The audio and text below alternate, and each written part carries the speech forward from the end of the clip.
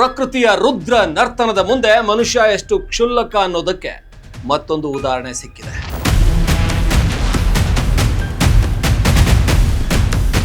ನಾವು ಹಣ ಮಾಡ್ತೀವಿ, ಚಿನ್ನ ಮಾಡ್ತೀವಿ, ಆಸ್ತಿ ಮಾಡ್ತೀವಿ, ಆದರೆ ಎಲ್ಲವೂ ಪ್ರಕೃತಿಯ ಮುಂದೆ ಗೌಣ, ತುಂಬಾ ಸಣ್ಣದು.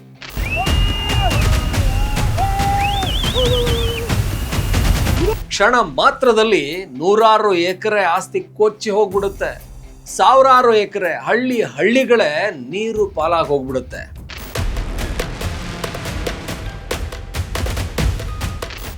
ಬೋಟೆಕೋಶಿ ನದಿ ಯಾವ ರೀತಿ ಕೊಚ್ಚಿ ಹರಿದಿದೆ ಅಂದ್ರೆ ಟಿಬೆಟ್ ನೇಪಾಳದ ಗಡಿಯಲ್ಲಾದಂತಹ ಫ್ಲಾಶ್ ಫ್ಲಡ್.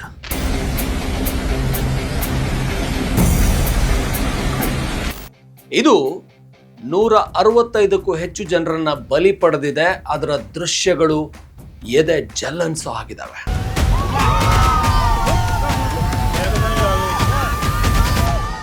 ಅದನ್ನ ನಾನು ನಿಮಗೆ ತೋರಿಸ್ತಾ ಹೋಗ್ತೀನಿ. ಎಷ್ಟು ಭೀಕರವಾಗಿರುತ್ತೆ ಪ್ರಕೃತಿ ಮುನಿದ್ರೆ. ಮನುಷ್ಯನ ದುರಾಸೆಗೆ, ಪ್ರಕೃತಿ ವಿಕೋಪಕ್ಕೆ ಮನುಷ್ಯ ಸಿಕ್ಕಾಕೊಂಡ್ರೆ ಕ್ಷಣ ಮಾತ್ರದಲ್ಲಿ ತರಗೆಲೆಯಾಗಿ ಹರಿದು ಬಿಡ್ತಾನೆ ನೀರಿನ ಮೇಲೆ ಮನುಷ್ಯ. ಏನು ಯಾವುದೇ ರೀತಿಯಲ್ಲಿ ಪ್ರಕೃತಿಯ ಕೋಪದ ಮುಂದೆ ತಪ್ಪಿಸ್ಕೊಳ್ಳೋಕಾಗದೆ ಮನುಷ್ಯ ಒಂಥರ ಧೂಳಿನ ಕಣದ ರೀತಿ ಹಾರೋಗ್ಬಿಡ್ತಾನೆ ಅನ್ನೋದಕ್ಕೆ ನೇಪಾಳದ ಈ ಫ್ಲಾಶ್ ಫ್ಲಡ್ ಮತ್ತೊಂದು ಉದಾಹರಣೆ ಆಗಿದೆ.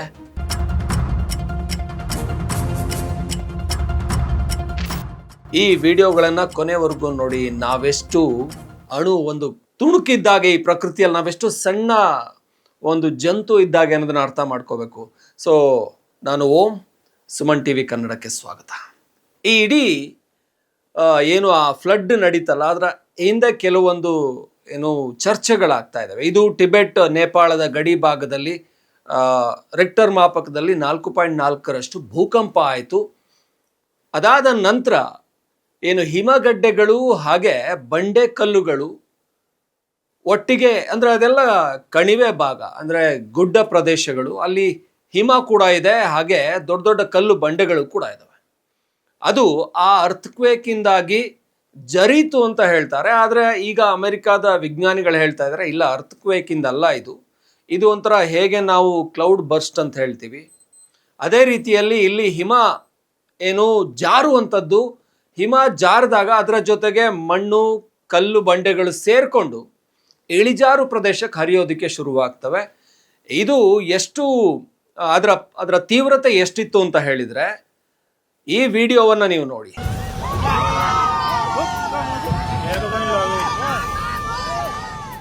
ಈ ವಿಡಿಯೋದಲ್ಲಿ ಅತ್ಯಂತ ದೊಡ್ಡ ಸೇತುವೆ, ಆ ಸೇತುವೆ ಒಳ್ಳೆ ಬೆಂಕಿ ಪೊಟ್ಟಣದ ರೀತಿ ಕೊಚ್ಚಿ ಹೋಗ್ತಾ ಇದೆ. ಆ ಪ್ರವಾಹದ, ಅಂದ್ರೆ ಕೇವಲ ನೀರಲ್ಲ ಅಲ್ಲಿ ನುಗ್ತಾ ಇರೋದು, ನೀರು ನುಗ್ಗಿದ್ರೆ ಅದು ಬೇಕಾದ್ರೆ ನೀರು ನುಗ್ಗಿದ್ರೆ ಸೇತುವೆ ಉಳ್ಕೋಬಹುದು. ಆದರೆ ನೀರು ಜೊತೆಗೆ ಕಲ್ಲು ಮಣ್ಣು ಬಂಡೆಗಳು, ಆ ದೊಡ್ಡ ದೊಡ್ಡ ಮಣ್ಣಿನ ರಾಶಿ ನುಗ್ಗಿದ್ರೆ ಯಾವ ಮಾನವ ನಿರ್ಮಿತ ಕಟ್ಟಡಗಳು ಉಳಿಯೋದಿಲ್ಲ. ಸೊ ಆ ರೀತಿಯಲ್ಲಿ ಕೊಚ್ಚಿ ಹೋಗ್ತಾ ಇದೆ. ಈ ವಿಡಿಯೋವನ್ನು ನೋಡಿ.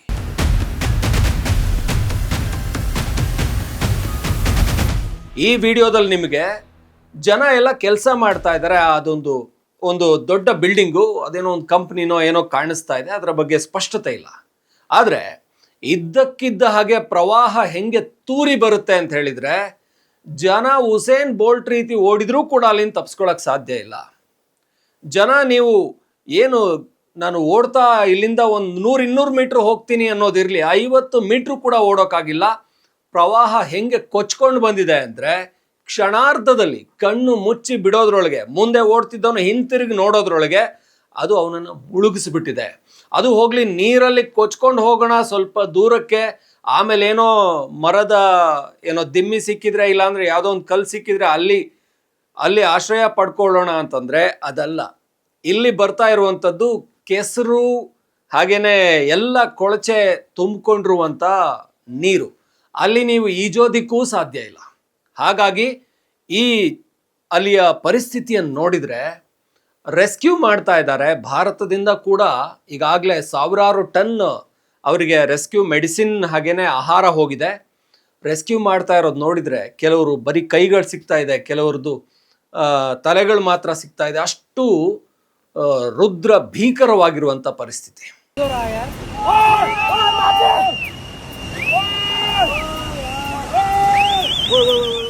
ಇನ್ನು ಈ ವಿಡಿಯೋವನ್ನಂತೂ ನೀವು ನೋಡಿದರೆ ಎತ್ತರದ ಪ್ರದೇಶಗಳಿಗೆ ಓಡಿ ಹೋಗಿ ತಪ್ಪಿಸ್ಕೊಂಡು ಕೆಲವರು ಬಚಾವಾಗಿದ್ದಾರೆ.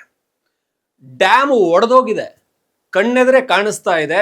ನೀರು, ಆ ಕಲ್ಲು ಕೆಸರು ಬಂಡೆಗಳು ತುಂಬಿಕೊಂಡಿದ್ದಂತಹ ಪ್ರವಾಹ ಹರಿದು ಬರ್ತಾ ಇರೋದು, ಸುನಾಮಿ ರೀತಿ ನುಗ್ತಾ ಇರುವಂಥದ್ದು.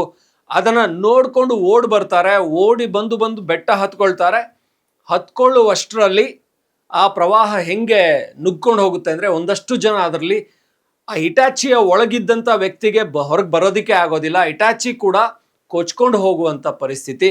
ಆದರೆ ಎಲ್ಲೋ ಒಂದು ಬದುಕೋ ಅವಕಾಶವನ್ನೇನಾದರೂ ಕೊಡುತ್ತಾ ಅಂತ ಹೇಳಿದರೆ ಪ್ರಕೃತಿ ಎಲ್ಲವನ್ನ ಕಿತ್ಕೊಂಡ್ಬಿಟ್ಟಿದೆ. ಕರ್ನಾಟಕದ ಇಬ್ಬರು ಕೂಡ ಅಲ್ಲಿ ಏನು ನೇಪಾಳ ಗಡಿಯಲ್ಲಿ ಸಿಕ್ಕಾಕೊಂಡಿದ್ರು, ಅವ್ರನ್ನ ಈಗ ದೆಹಲಿಯ ಕರ್ನಾಟಕ ಭವನಕ್ಕೆ ಕರ್ಕೊಂಡು ಬರುವಂಥ ವ್ಯವಸ್ಥೆ ಆಗ್ತಾ ಇದೆ.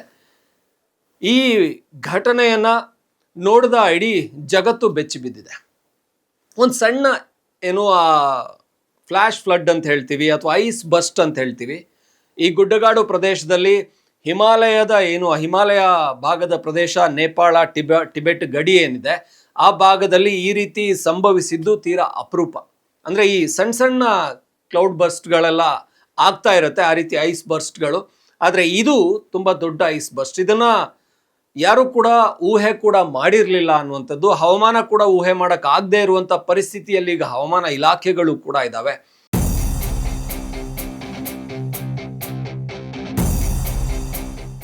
ಈ ಘಟನೆಯನ್ನು ಈಗಾಗಲೇ ಏನು ನೇಪಾಳ ಸರ್ಕಾರ ಜನ್ಸಿ ದಂಗೆ ಆದಮೇಲೆ ನೇಪಾಳದಲ್ಲಿ ಹೊಸ ಸರ್ಕಾರ ಬಂದಿದೆ, ಬಲೇನ್ ಶಾ ಅವರದ್ದು. ಅವರು ಕೂಡ ತುಂಬ ತೀವ್ರಗತಿಯಲ್ಲಿ ಅಲ್ಲಿನ ಏನು ರೆಸ್ಕ್ಯೂ ಕಾರ್ಯಾಚರಣೆ ನಡೀತಾ ಇರುವಂಥದ್ದು. ಭಾರತದಿಂದ ಹಾಗೆಯೇ ಸುತ್ತಮುತ್ತ ದೇಶಗಳಿಂದ ಹೆಚ್ಚಿನ ಬೆಂಬಲ ಸಿಗ್ತಾ ಇದೆ ನೇಪಾಳಕ್ಕೆ.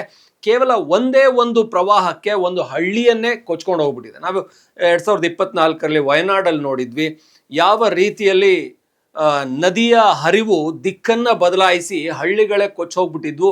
ಇನ್ನೂ ಶವಗಳೇ ಒಂದಷ್ಟು ಸಿಗಲಿಲ್ಲ. ಸೊ ಆ ರೀತಿಯ ತೀವ್ರತೆ ಇಲ್ಲಿ ಕೂಡ ಕಾಣಿಸ್ತಾ ಇದೆ. ಜನ ಬಚಾವಾದವರು ಕೆಲವರು ಆ ಪ್ರವಾಹಕ್ಕೆ ಸಿಕ್ಕಿದವರು ಬಹುತೇಕ ಪ್ರಾಣವನ್ನು ಕಳ್ಕೊಂಡಿದ್ದಾರೆ. ಅದು ಕಣಿವೆ ಭಾಗ ಆಗಿದ್ರಿಂದ ಹೆಚ್ಚಿನ ಜನ ಪ್ರವಾಹಕ್ಕೆ ಸಿಕ್ಕಿಲ್ಲ. ಅದೇನಾದರೂ ಜನ, ಅದು ಕೂಡ ಬೆಳಗ್ಗಿನ ಸಮಯದಲ್ಲಿ. ವಯನಾಡಲ್ಲಿ ಹೆಚ್ಚಿನ ಪ್ರಾಣಹಾನಿ ಯಾಕಾಯಿತು ಅಂದರೆ ರಾತ್ರಿ ವೇಳೆಯಲ್ಲಿ ಅದಾಗಿತ್ತು. ಮನೆಯೊಳಗೆ ಮಲಗಿದ್ದವರು ಅಲ್ಲೇ ಮನೆ ಒಳಗಡೆನೆ, ಬಿಲ್ಡಿಂಗ್ ಒಳಗಡೆ ಪ್ರವಾಹ ಹರಿದು ಅವ್ರ ಮೇಲೆ ಕೊಚ್ಕೊಂಡೋಗಿ ಸತ್ತೋಗಿದ್ರು. ಇದು ಬೆಳಗಿನ ಜಾವ ಆಗಿದ್ದು, ಹಾಗಾಗಿ ಒಂದಷ್ಟು ಜನ ಬಚಾವಾಗೋದಕ್ಕೆ ಸಾಧ್ಯ ಆಗಿದೆ. ಸೊ ಅಷ್ಟರ ಮಟ್ಟಿಗಿನ ತೀವ್ರತೆ ಈ ಐಸ್ ಬರ್ಸ್ಟಿಂದ ಆಗಿರುವಂಥದ್ದು. ಫ್ಲ್ಯಾಶ್ ಫ್ಲಡ್ ಅಂದರೆ ತತ್ಕ್ಷಣದಲ್ಲಿ ಆಗುವಂಥದ್ದು. ಅದನ್ನು ನೀವು ಈ ವಿಡಿಯೋಗಳನ್ನು ನೋಡಿದರೆ ಇದೇನಾದರೂ ಫಾಸ್ಟ್ ಫಾರ್ವರ್ಡ್ ಅನ್ಸ್ಬಿಡುತ್ತೆ ನಿಮಗೆ. ಅಂದರೆ ಇದೇನೋ ವಿಡಿಯೋಗಳನ್ನ 2x ಅಲ್ಲಿ ಫಾರ್ವರ್ಡ್ ಮಾಡ್ತಾ ಇದ್ದಾರಾ ಅಥವಾ ಇದೇನಾದರೂ AI ವಿಡಿಯೋನಾ ಅಂತ ಅನಿಸುತ್ತೆ. ಆದರೆ ಇದು AI ವಿಡಿಯೋ ಅಲ್ಲ. ಅಷ್ಟು ತೀವ್ರತೆ ಇದೆ ಈ ಒಂದು ಐಸ್ ಬರ್ಸ್ಟ್. ಅದು ಮೇಲಿಂದ ಅಂದರೆ 7000 ಅಡಿ ಎತ್ತರದಿಂದ ಬರ್ತಾ ಇರುವಂಥದ್ದಾಗಿರೋದ್ರಿಂದ ಆ ಎತ್ತರ ಇದೆಯಲ್ಲ, ಅದರ ವೇಗವನ್ನು ಮತ್ತಷ್ಟು ಹೆಚ್ಚು ಮಾಡಿದೆ. ಅದು ಬರ್ತಾ ಇರುವಂಥದ್ದೆಲ್ಲ ಬಂಡೆಗಳು, ಮಣ್ಣು ಸೇರ್ಕೊಂಡು ಬರ್ತಾ ಇದೆ ಅಂತ ಹೇಳಿದರೆ ಅದರ ಕ್ರೌರ್ಯ ಜಾಸ್ತಿ ಇರುತ್ತೆ. ನೀರಾದರೆ ಅಟ್ಲೀಸ್ಟ್ ತೇಲೋದಿಕ್ಕೆ ಅವಕಾಶ ಇರುತ್ತೆ, ಎಲ್ಲೋ ಒಂದು ಕಡೆ ಬಚಾವಾಗೋ ಸಾಧ್ಯತೆ ಬರೀ ನೀರಾದರೆ ಇರುತ್ತೆ. ಆದರೆ ಕಲ್ಲು, ಮಣ್ಣು, ಬಂಡೆಗಳು ಸೇರಿಕೊಂಡ್ರೆ ಅದು ಈಜೋದಿಕ್ಕೂ ಆಗಲ್ಲ. ಅದ್ರ ಅಡಿ ಸಿಕ್ಕಿನೇ ಎಷ್ಟೋ ಪ್ರಾಣಗಳು ಹೊರಗಡೆ ಬರೋಕ್ಕಾಗ್ದೇನೆ ಪ್ರಾಣಗಳು ಹೋಗಿರುವಂಥದ್ದು. ಮತ್ತಷ್ಟು ಸಾವು ನೋವುಗಳು ವರದಿ ಆಗ್ತಾ ಇದೆ. ಸದ್ಯಕ್ಕೆ ಇದು ಬಿಹಾರದ ಭಾಗದಲ್ಲಿ ಕೂಡ ಆತಂಕ ಮೂಡಿಸಿದೆ. ಭಾರತಕ್ಕೇನು ಆತಂಕ ಅಂದರೆ, ಬಿಹಾರದ ಭಾಗದಲ್ಲಿ ಆ ನದಿ ಹರಿದು ಬರುವಂಥ ಭಾಗದಲ್ಲಿ ಈಗಾಗಲೇ ಆ ಡ್ಯಾಮನ್ನು ಖಾಲಿ ಮಾಡಿ ಬಿಹಾರದಲ್ಲಿ ಜನರಿಗೆ ನೀರು ಬಂದರೆ ತುಂಬಿಕೊಳ್ಳಿ, ಇರುವ ನೀರನ್ನು ಖಾಲಿ ಮಾಡುವಂಥ ಕೆಲಸಗಳಾಗಿದೆ. ಹಾಗಾಗಿ ಬಿಹಾರ ಬಿಟ್ಟರೆ ಬೇರೆ ಕಡೆ ಇದ್ರೆ ಆತಂಕ ಇಲ್ಲ. ಆದರೆ ಸದ್ಯಕ್ಕೆ ಇದು ಭಾರತಕ್ಕೂ ಕೂಡ ಒಂಥರ ಎಚ್ಚರಿಕೆಯ ಕರೆಗಂಟೆ. ಈಗಿರುವ ಪರಿಸ್ಥಿತಿಯಲ್ಲಿ ಹವಾಮಾನ ವೈಪರೀತ್ಯ, ಪ್ರಕೃತಿಯ ವೈಪರೀತ್ಯಗಳು, ನಮ್ಮಲ್ಲಿ NDRF ಇದೆ, SDRF ಇದೆ, ಎಲ್ಲರೂ ಕೂಡ ರೆಸ್ಕ್ಯೂಗೆ ರೆಡಿ ಇರ್ತಾರೆ. ಆದರೆ ಪ್ರಕೃತಿ ಈ ರೀತಿ ಮುನಿದಾಗ ಏನೂ ಮಾಡೋಕ್ಕಾಗೋದಿಲ್ಲ. ಸೊ ಇದು ನಮ್ಗನ್ಸಿದ್ದು. ನಿಮಗೇನು ಅನಿಸುತ್ತೆ ಇದ್ರ ಬಗ್ಗೆ ನೀವು ಕೂಡ ಕಮೆಂಟ್ ಮಾಡ್ಬೋದು. ಮತ್ತಷ್ಟು ಈ ರೀತಿಯ ಸುದ್ದಿಗಳ ಜೊತೆ, ವಿಚಾರ ವಿಶ್ಲೇಷಣೆ ಜೊತೆ ನಿಮ್ಮ ಮುಂದೆ ಬರ್ತಾ ಇರ್ತೀವಿ. ನೋಡ್ತಾ ಇರಿ ಸುಮನ್ TV ಕನ್ನಡ.